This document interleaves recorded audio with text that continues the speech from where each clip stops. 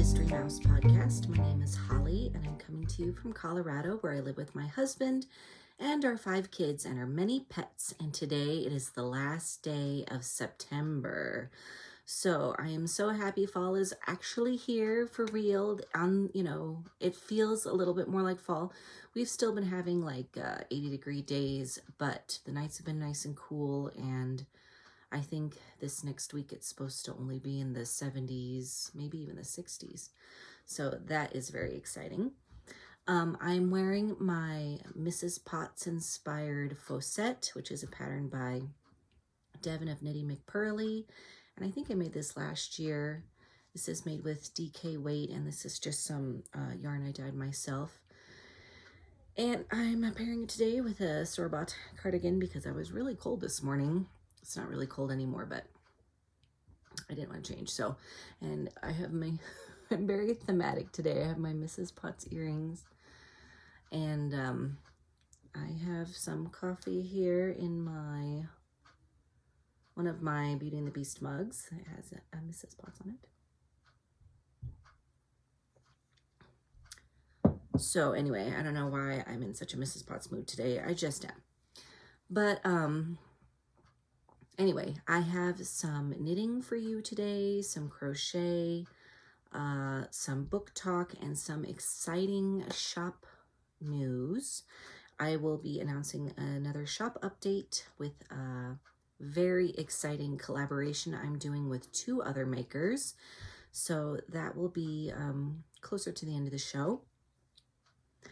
But let's dive into some knitting. I don't think I have any finished objects. It's been a little while since my last podcast. I had Toby's night sweater, I think, last time, which is all done except for the picture on the front. That's still percolating, but I don't think I have any other finished objects. So let me show you what I have been working on. In this bag, which I made myself, vegetable bag, I have been working on my son Teddy's vest. So this is a pattern. Let me get the pattern out. That is from Knit Simple. I don't know when this was from. This is a few years old. It says display until 10/3/17. So this is from 6 years ago. This is a good magazine too. I've knit a few things out of here already. It's just, it kind of happens like that. Sometimes there's a magazine, like if you like knitting magazines, which I do, there will be sometimes a magazine where there's just like nothing you're interested in. And then there will be one where there's like 5 things. So it's kind of amazing. I do not subscribe currently to any knitting magazines. I usually just pick them up at the bookstore. But anyway, this is the vest I'm knitting for Teddy. He picked this out. And he requested that the color work, or not the color work, its texture, start a little higher. So it doesn't look tremendously different, but it is about 4 inches higher, I would say, than it is in the pattern. But I did finish the back. So this is the back. You can see I started the texture right at the armhole. And it was very simple and easy, and I enjoyed it. And I like the texture section. It does keep it from just being like knitting slog. But it was really nice to have this plain section too. Sometimes you just need some plain knitting. This was my church knitting, especially on the plain part. So I finished the back, and I have held it up to him, and it looks like it's going to be a really good length on him. And I have started the front. So here is the front. I am into that stockinette section. So I will probably take this to church tomorrow and see what I can get done on that. And I had, I'm using Knit Picks Swish DK in the Delft Heather color. I have like 5 needles in here. I don't know why. These are just 50-gram balls, and I bought These are just 50-gram balls, and I bought 6 of them, and I don't even know why. I think I just guessed. This might be one of those magazines where they tell you very specifically how much yarn you need, only of this, you know, they don't say how many yards you need. They just say, if you're using this recommended yarn that we used for the sample, you will need this many skeins for the sizes, blah, blah, blah. And I don't know why I didn't like try to really figure that out. Maybe I just couldn't. It was kind of like I had to make this order. It was never going to happen. So I just guessed, and I think I am going to run out. I have this one. I have the one that is connected to the knitting, which I think is almost gone. And then I have this one, which is most of one. So it looks like I used 3 plus a little bit for the front. So I'm going to need 3 plus a little bit for the back, or no, you know what I mean. I did the back first. So I'm going to need 3 plus a little bit for the front, and then I'm going to have to do the armhole bands and the neck bands. So I probably need a couple more. But I have enough to keep working, so that's what I'm doing. Oh, I got to put the pattern back or I will lose it.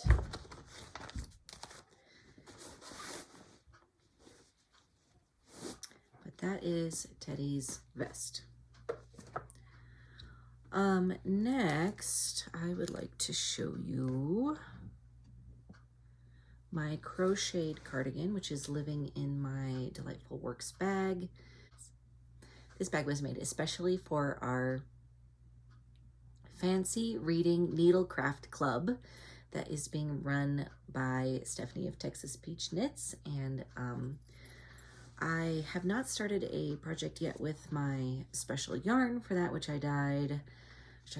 It's staring at me. I have it on the top shelf of a bookcase in my room. Every night I look at it and I'm like, I think what I want to do is the Hat Dana pattern by Denise Byron, but I have not bought the pattern yet, so I'm putting it off. Anyway, I need to do that. So last time I showed you that I had dyed up a skein of gold yarn because I wanted to use this to edge all of my little squares, my little granny squares that I was making, which look like this. And all of them I had done in this combination of different mini skeins that I have, but I edged them all in green, but they were different greens. So I wanted something more cohesive that I could edge all the squares in and then connect them. Just because from doing my brown bear blanket, I knew that if I did that, it would just save me a lot of heartache. So I did that, and I have been edging them in the gold, and I think they look beautiful. I love these colors. So I have a bunch. And then I was thinking, well, is it kind of weird that I'm edging these all in the gold, and then the next color is always green? So like I have this one or this one. But then the centers are mixed up. I mean, and it doesn't really matter. I can do whatever I want, right? But I started doing some and edging them in the other colors, and I like them just as much. So I have the last round is always the gold, but before that I have done different colors. And I do like the darker colors next to the gold best, but I think it will be easier just to mix it up. Now look, if you are a crocheter of granny squares and you know how to attach them, I would like your advice, because I know there are ways you can join as you go. I can't wrap my head around that. So if you know any good tutorials and you could point me to that, I would appreciate it. I did just for, because I was curious how they would look, I did join a few together. I mean, I kind of started to do like a square like this, but I'm just, you know, folding them in half and single crocheting the, you know, the top stitches together, and you get a little ridge, and I don't really mind the little ridge, except that it kind of bugs me how it always points, you know, one direction, whichever direction you were pulling your yarn through from. It's not like a straight up and down ridge, at least not really. Anyway, I know that there is a way that you can join them flat, but it's very fiddly because I did try it. It's called a zipper join or something, and someone posted in a Telegram group that I'm in a tutorial for that, and I looked it up, and it does look very nice, but it would have just taken forever. So if you know what to do here, I would appreciate some advice. I would not mind doing join as you go. I really want to mix my colors up, but I think I could do that. I think I could figure that out. And if I have to have the little ridge, it's okay. It's not the end of the world, but I would just like some advice because I am a very seat of the pants kind of just try it learner, and I don't always know even how to look for the answer that I'm trying to find. So anyway, I'm kind of waiting on that. I could make more squares, but I'm kind of waiting on trying to figure out how I'm going to do that. So if you have any ideas, please let me know in the comments, and I will be sure to look at all those. All right, I really only have, well, I have 2 more projects. I feel like I've been knitting a ton, but I have been doing a lot of secret knitting. So I can't tell you, or well, I can tell you what it is, but I can't show it to you. I have been knitting a lot on my advent calendar pattern, which is a shawl. And so I'm writing the pattern for that as I go, and it's really, I really am happy with how it's turning out, but it's just taking forever because every once in a while I'll mess something up and I have to rip it back, or I'll forget to do something. So anyway, I'm just knitting and knitting on that because I'm trying to get that ready, because obviously later in next month, I am hoping to be sending out the advent calendars. I am so excited for you guys who have ordered my advent calendar. I'm just so excited. Please tell me what you love about it, because I am really excited. So I do have, I have picked back up on my Beauty and the Beast sweater because I want to get it done by my birthday, which is in the middle of the month of October. So I have, of course, finished the body already. I already wore this, but I am working on the sleeves. Look at this sleeve. So I picked up here. It was right underneath Cogsworth. I did the Mrs. Potts's. Maybe that's why I'm in a Mrs. Potts mood, I guess. And then I started on the little fleur-de-lis, which I added from the pattern. This is a pattern by Megan Regan in the Knitting with Disney book, with a lot of modifications, heavily modified. I have cropped it, and I added this color work. I did changes to Mrs. Potts, and you can probably go back and watch some of my old episodes and see what I did. But I am doing full-length sleeves.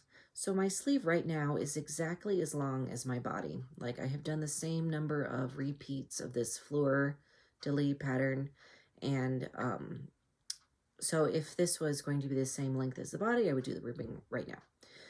But I want full-length sleeves. I tried this on this morning, and it's just down below my elbow. So I've got at least 6 inches to go before I can do the cuff.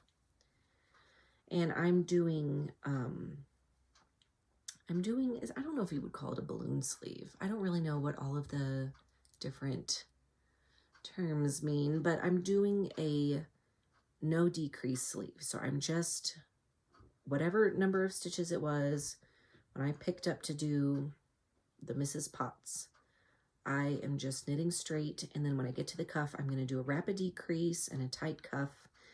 And I'm not sure how long I'm going to make the cuff. I don't think it's going to be super long. So this is going to be a very fancy sweater. Then I have to do the other one. But this sleeve, even though I do not enjoy knitting sleeves, it is my Achilles sleeve. I have really enjoyed knitting the sleeve because of the color work. So I'm so thankful I'm doing the color work, because it really makes me feel like, oh, I just need to do, because the little fleurs are just a four stitches. So it's, 3 rounds. And, well, I guess it's 5 stitches really. Whatever. Anyway, So it's just 3 rounds to do the color work, and then 6 rounds plain, and then I repeat that again. And so it's helpful. It really helps to feel like I've gotten something done on this thing, and I'm making tracks. I dropped my stitch marker. So I am so excited. I'm really hopeful. I want to get it done by my birthday. I would love to wear it on my birthday and feel so Beauty and the Beastie. So, and this is just a bag I make myself. I have an entire bolt, except for what I've used for this bag, I think. I have an entire bolt of this fabric, so I would love to make a skirt or something, or a dress to wear my sweater with. And I've already said this before, but I am going to knit another one of these sweaters in DK with different modifications as a cardigan. So I'm already thinking about that, and I think I'll dye that one myself because why not? So I have one more project, which I think I dropped on the floor. But this is related to my exciting shop news. So I'm not sure what to tell you first. Well, okay, I'll just show you this. I'm knitting a sock for Grady. So it's a little tiny cuff, look at it. I think I'm doing 48 stitches. I did like an inch of cuff, maybe a little over an inch. And I've just started doing the stockinette. Haven't I? Oh yeah. And I think I'm doing some ribbing. So I started out, okay, the nice thing about the number 48, it's divisible by 4 and by 6 and by 8. Anyway, that was important for some reason because I did 2x2 ribbing at the top, and then I took away, like, so you do 2 knit, 2 purl, 2 knit, you know, etc. So I took away one of the purl stitches when I started the foot of, or the leg of the sock. So it goes knit 6, purl 2, knit 6. So you can go straight into a 6x2 rib, and it works out going around. I guess that would be because it's divisible by 8, right? Because it's an 8-stitch repeat. So because I wanted to give him a little more stretch and, you know, baby feet and legs. I mean, he's 2. They're little, but they're weirdly shaped. They're kind of fat. They're not like an adult foot. The dimensions are weird. So I hope this fits. And the reason I'm doing this is because I saw some socks at the store. They were, you know, little toddler socks, but they looked hand knit. They looked like they had kind of a bigger gauge than most store-bought socks. And I was just like, oh, I gotta knit him some socks. Those are so cute. And I counted the stitches on the socks. They used 56 stitches. And I was like, man, that's almost like an adult sock. And I'm not a fast sock knitter. So I'm hoping that these will work out okay. And I know that when he was a baby, I knit him some baby socks. And they were 32 stitches. And they were little. And those, you know, 32 stitches is exactly half of what I usually knit for my socks, 64 stitches. So 48 stitches feels like a lot more. So I'm really hoping that these will fit him okay. And, but I don't know if you noticed, this is self-striping yarn. I suppose it could be on this tiny needle, just micro-striping, but this is true self-striping yarn, which I dyed because I was practicing for something that I am offering in my shop. Now this is going to be available for my shop update. So really quick, I'm going to announce my shop update. It's going to be Friday. You guys, I always pick the shop update while I'm on the camera. I don't know why. Okay. No, but I know what day it's going to be, but I'm never sure what time it should be.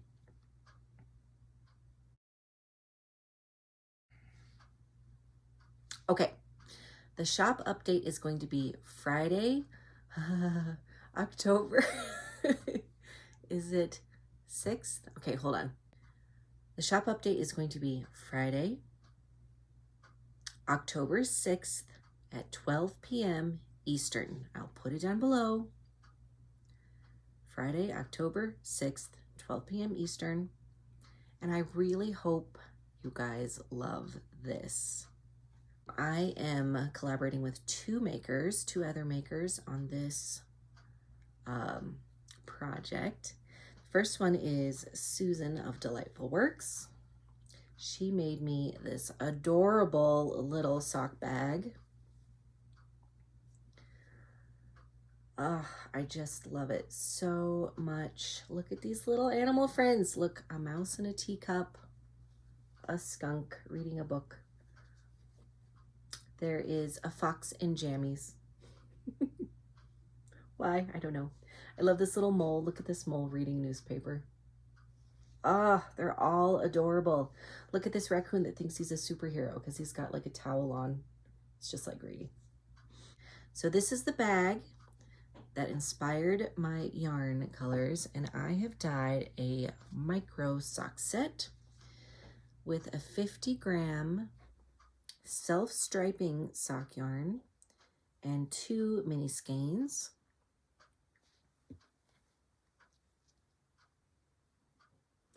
I am so excited about this yarn. So this has got 4 stripes in it, and then of course you've got the 2 mini skeins. This is only 50 grams, but that is plenty to make a pair of socks if you use these for the cuff and toe and heel. And I think what I'm going to do, which I'm hoping to whip up a sample, we'll see how that goes. I'm at least hoping to get into the legs, so when I put up the listing you can see the stripes. But I think I'm going to do green for the cuff and the toe and use the red just for the heel. I think that will be so cute. And but wait, there's more. So my friend Elizabeth from EB and Company on Etsy made me this adorable stitch marker set. It's got a little fox sniffing a butterfly and adorable little mushroom and 3 leaves. So this is a progress keeper, and these 4 are stitch markers. That's her logo. And I think this is an amazing set. I'm so excited about it. Susan and I have been talking about this since January when we met at the Knitty McPurley retreat. So this is going to be in my shop on Friday at 12 p.m. Eastern. So, and I only have a few. I don't even want to say how many I have because it's going to go quick, I think. So if you want one, please check out the update. And I hope you will. I am so excited about it. The other thing I have currently in my shop is my Pilgrim's Progress colorway. This is for the Puritanical Knitting Fun Run, which is a knit along put on by the Politically Incorrect Knitters. And I am planning to knit, this is a future knitting plan. I've dyed up, this is on worsted weight. I am planning to knit the Audrey sweater by Knitty McPurley when she does her knit along in October, which I'm not sure. I'm going to have to see if it starts tomorrow, because if it starts tomorrow, I am winding this up tonight. I am so excited about this knit along because it's a worsted weight sweater, and I'm hoping I can bang it out in the knit along time and do it for the Puritanical Knitting Fun Run and get both of those knit alongs. So anyway, if you want this in my shop, this is up as a pre-order. You can get it on fingering, DK, or worsted, and it's not going to be there forever. So please check it out if you're interested in joining in on those knit alongs. Okay, I think that's all the yarny stuff. So I'm going to talk about books, and I have 2 things to talk about.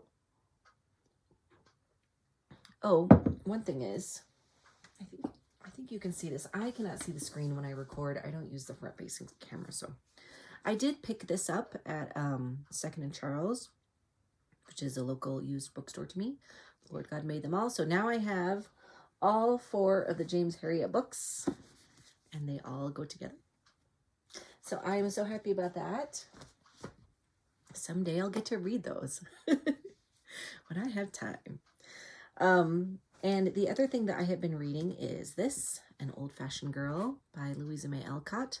This book, I think, is looking a little worse for wear since I started reading it, because I've been taking it places hoping that I will have time to read, which I don't always, but I'm way behind in the reading, but I am almost halfway through the book, and I did get to sit down and read this the other day.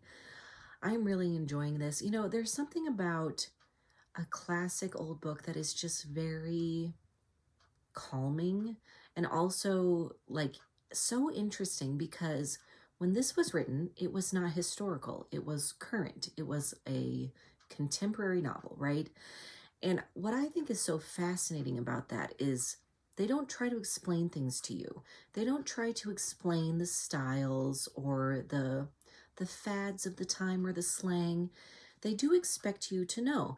So sometimes you just don't understand, and you have to look things up or connect some dots, and I think that's really interesting.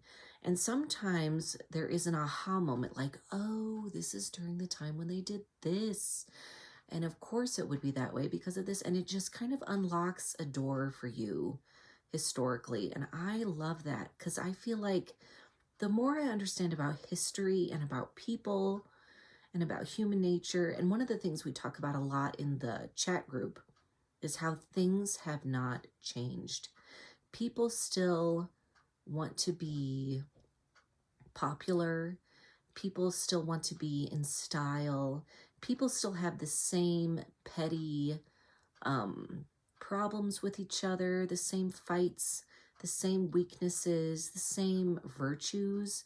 And it's just a good reminder, because we tend to look back in the past and think things were just better back then. They were simpler.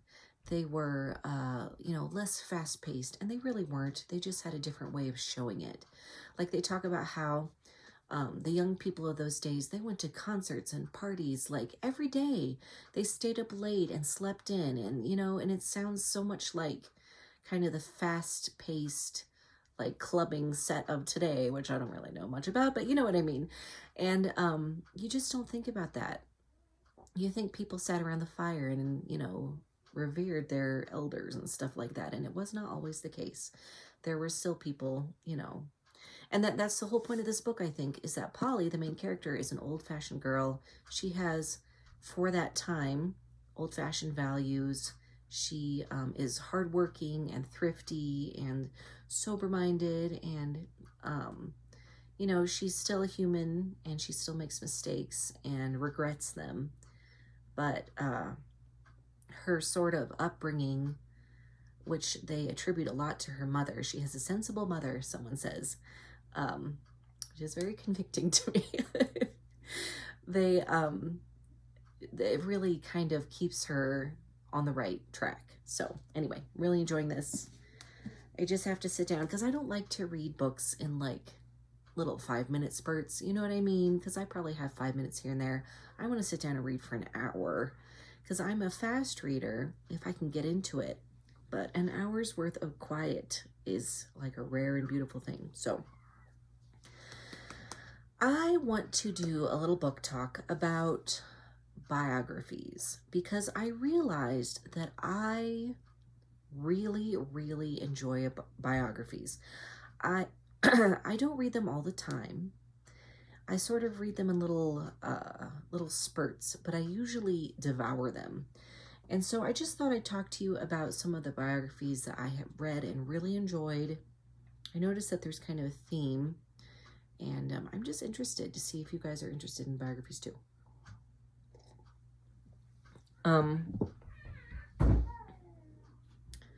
First of all, I would like to talk about a couple biographies that I've already mentioned. I just thought I would show them again. This is from a set of Winston Churchill biographies that is put out by Hillsdale College Press. And I think there are maybe 9 of these. I'm not sure. They're not all this fat. I think this is the fattest one. But I read this last year. I think it was last year. I know I talk about it in my podcast. And I read the one before this one. So this is volume 6, and I read volume 5. This is the one during World War II, before America gets in the war. And the one before this is kind of the lead up to the war. So that one I kind of sped through because I was really interested to see what was going to happen in the war. And of course, this one is fascinating. This is, like if you, and I've never seen this movie, but if you've ever seen the movie, The Darkest Hour, that is a lot of what this is comprised of. And Winston Churchill was basically standing up against Nazi Germany all alone. If he had folded, I think his government would have tried to make a deal with Hitler. I mean, history would have been completely different. So this was really fascinating to read. And I have the next one because this was like getting mailed to us once a quarter. So I was waiting for the next one. So anyway, I'm excited to read the next one. I'm currently reading Churchill's Trial, which is sort of more of an overview of his character and what he went through, as you might guess from the title. And that is very interesting also. I just think he's a fascinating person. I got this for Christmas, and I know I talked about this before. I have not yet read this in detail. I've just kind of looked at the pictures. But this is a beautiful book. This is a new book about Richard and Karen Carpenter, and I am going to enjoy reading that. Okay, so now the rest of these are either books I have read a long time ago. Oh, except for this. I did talk about this in my podcast. This is about Mr. Rogers, and I loved this book. This was fascinating. Highly recommend if you are a Mr. Rogers fan. Okay, so I have a couple of books here that I have not read. I thought I would just mention them. And then the rest I have read. So I'm going to go through these as quick as I can. This is Bing Crosby, A Pocket Full of Dreams, the early years. So this is 1903 through 1940. And of course, Bing Crosby was, he was a star in like the 20s. So I think sometimes we just think of him as being, you know, White Christmas in the 40s and 50s, wartime and post-war time. But he was a star for a long time, and he was a very major star. Anyway, I love Bing Crosby. I know that he has a lot of, I don't know, he has some personal problems, and I'm sure things that I would not like, but I have had this book for a long time, and I really would like to read it. And then I have this, I don't know where I got this. It's in large print. I don't necessarily need large print, but maybe someday I will. By the time I read this, but this is Dick Van Dyke's memoir. So it's written by him with somebody else. Oh, forward by Carl Reiner. I don't ever know how to say that.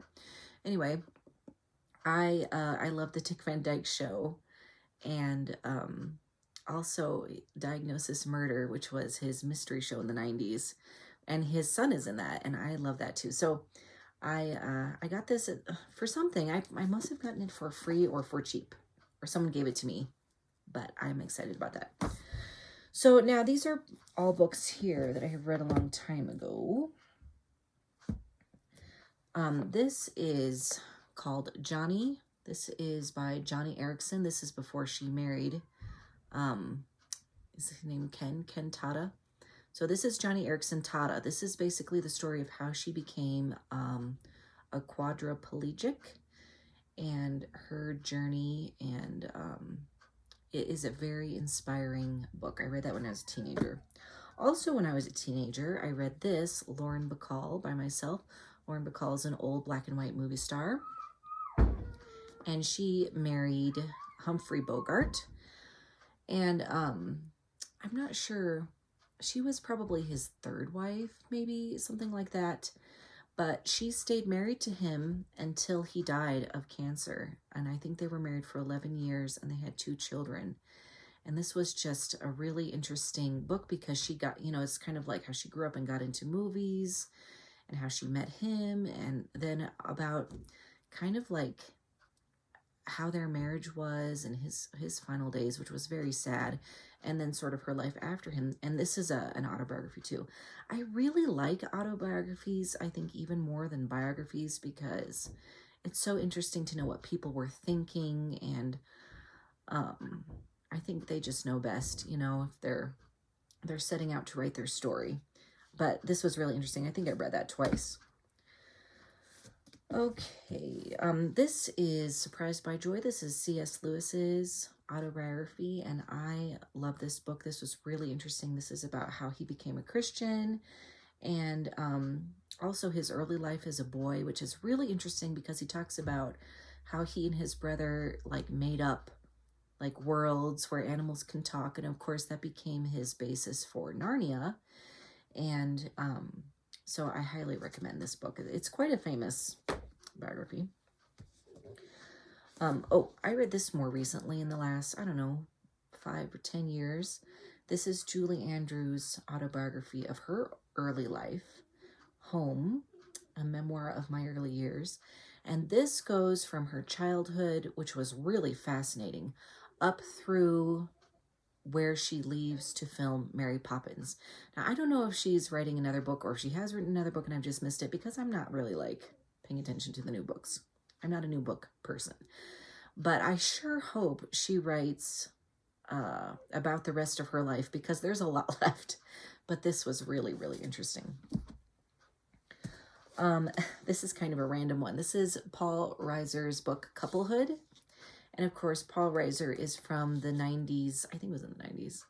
The 90s show, Mad About You. And I think he's so funny. And so this was just kind of about his meeting his wife and his like observations of what it means to be a couple. And he's really funny and interesting. This was a very fun read. He's written 2 books since then. He's got one called Babyhood, after he and his wife had a baby, and then there's one called Parenthood, which is when his kids are older and they're more just about his family and stuff. So anyway, I really enjoyed that. Now I have Musical Stages by Richard Rogers. This is Richard Rogers of Rodgers and Hammerstein, who wrote oh goodness, now I can't think of any, Oklahoma and The Sound of Music and all of those. But of course, before he worked with Hammerstein, he worked with, what's his name? Moss Hart? Was it Moss Hart or Richard Hart? H-A-R-T. He was his lyricist. So he is the music half of the team. And so this was just fascinating for me. And in conjunction with that one is this book, which is by Alan J. Lerner. Now, if you don't know who Lerner is, he is the lyricist in the team of Lerner and Lowe, and some other music people too. He is the lyricist that did the words for My Fair Lady, which is probably their most famous musical, and Camelot, and Gigi, and Paint Your Wagon, and probably some other ones that were not as famous. But I love this book. If you are a musicals fan, if you love those musicals, you have got to read this book. He is so smart.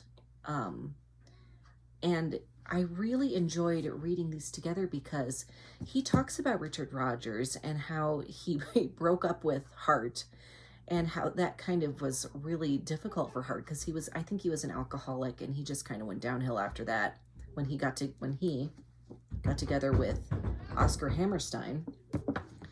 And then Richard Rogers, I don't know if he talks about Lerner, but he does talk about how he felt so bad about that. So it was just really interesting. It was like hearing 2 sides of the story. But I will never forget this book. I loved this. And also because he talks about My Fair Lady. I think that was their first big hit. And of course, Julie Andrews was the star of My Fair Lady on the stage, not in the movie, of course, and she talks about that. So it really, like, you read these books and it's like, this is what I was talking about, like connecting history.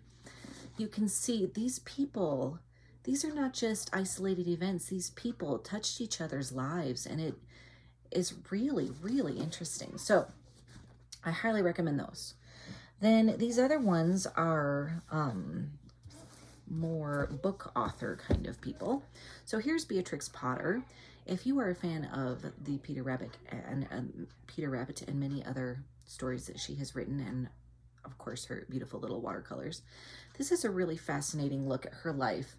You know, she was one of those people who her parents, her very Victorian parents, expected her not to get married, but to stay home and take care of them, which is just terrible. Like, I can't imagine being like, okay, we had children so that you could take care of us in our old age. I mean, I know that children should take care of their parents as they get older, but like not become their butler or whatever anyway. But it was kind of like how she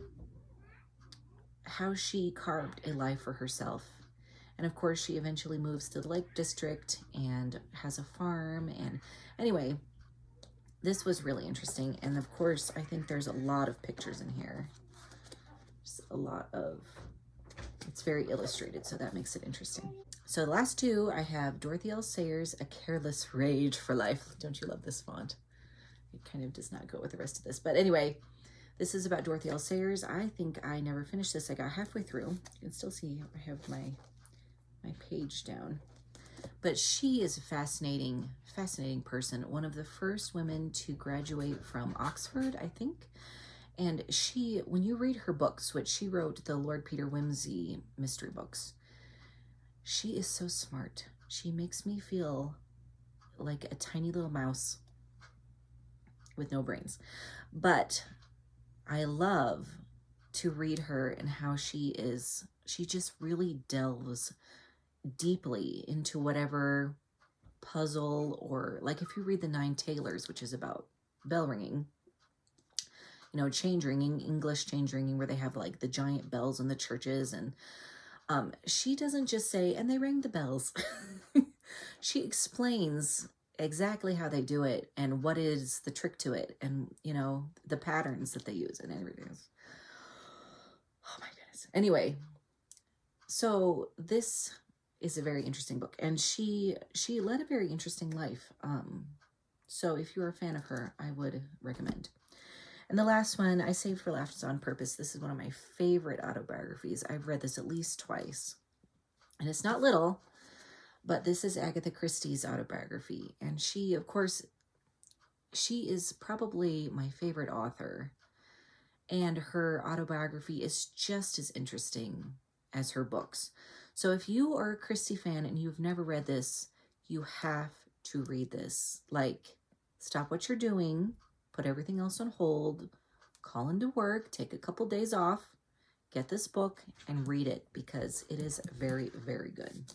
I'm just not going to tell you everything. You have to read it. So I think that's all I have for today. I hope you will check out my shop update, especially for this. I'm calling this my Autumn Storytime. I can never remember. Autumn Storytime kit. What would you call it? It's not a kit. Set. I don't know. The Autumn Storytime thingy with bag and stitch markers and self-striping yarn. And listen, people, listen to me, yarny people. If you know a self-striping yarn dyer in real life, go give them a hug, because it's a lot of work. It's way more work than just dyeing yarn. So I hope you love it. Oh, here comes Watson. Watson, you want to say hi? You want to say hi? Come here. Come here. Oh, no. Okay, no, you can steal my yarn. Okay, here's Watson. Look at the camera. Watson, don't eat me. Okay, look. Okay, this is Watson. Oh. He is now 5 months old.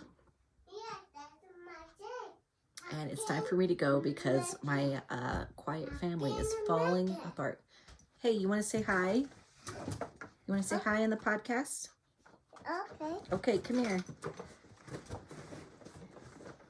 What do you got there? Oh, what's in? No. Oh, I stole some knitting. Okay, say hi. Hi. Tell them what your name is. name's Gradys. Yeah, how old are you? Lala. No, how old are you? How many years old are you? 2. Can you show them 2 fingers? Okay, good. What do you have there? What are you holding? Batman. Is he pretty cool? Yeah. What kind of things does he do? What does he swing around Yeah. and spin webs and stuff? Yeah. Is he a superhero? Yeah. He's superhero. Oh, wow. That's so cool. And where's Batman's finger? Yep, those are his fingers. You're right. He has one folded down so he can do his webs. Like that. Yeah, like that. And mix. Ooh. Okay, you want to say bye to everybody? Bye. Bye. See you next time. Bye. Okay, bye. Bye. Yeah, bye. What's that podcast? Okay, what's that podcast? Yeah. What's that podcast? That was my podcast. Huh? That it's good. What's with my yarn, you evil puppy? Podcast.